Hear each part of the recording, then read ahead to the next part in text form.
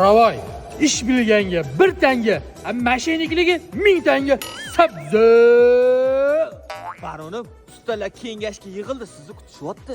Qistillaring, hozir kiyim almashtirib oling.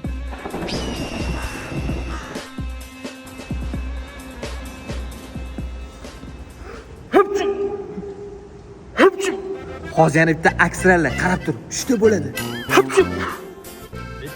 Nima qilibsan, o'tirmaysanlarmi? Nimaga o'tiramiz? Hozircha sizga cho'kib o'tirib turlaring, kim so'rab beraman. Ustaxonada daromad tushib ketgan, nima qilaylik baronim? Masalaga necha marta aytganman, "Oy, klientning eski zapchasini tashlab yubormang" deb. Mana salak olib kelib qo'yganman-ku. Shuni yuvib chiroqli qilib kraskalab qo'ysalaring, yana mashina kelsa, shunga qo'yib yuborasanlar. Ham zapchasiga pul olasanlar, ham ishlagan haqqlaringga. Barakam o'shanda-da. Yana nimaga? Qarzdor klientlar qarzini bermayapti. Nima qilaylik? Ey, bitta to'rki toplaringda qarzdorligi telefon qilib o'rasin. O't-bo'tga silgan ursin. Qarzdor boradimi? Paklatib bosasanlar. Davay, hammangni ishga. Oldin qo'lim bo'lib ketlaring. Ishlaring yurishadi. Nima topaman? O'tmayapti. Nima bo'ldi? Men bu ustangiz mashinani quplaganimda oynasi ko'tarilishi o'rniga dvornikni ishlatib qo'yibdi. Mana qarang. Ana texnologiya-da bu, yaxshi-ku.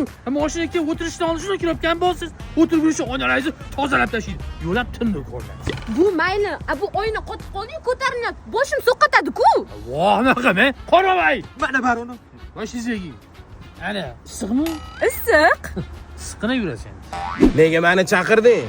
Ustalarga kasalman deb boshqa ustaxonada ishlayotgan ekansan. Nima? Ustaxonni ochiq qolsanmi? Sani baroning men bo'laman. Mendan ruxsat so'rashing kerak. Haddingdan oshma. Sani baron qilgan kim o'zi? Shuni aytmanga. Sendan turk oldin kelganman bu ustaxonaga. Sen kalt ishtonda mashinani balonini qoraytirib yurganingda biz Mersi motorni ochardik.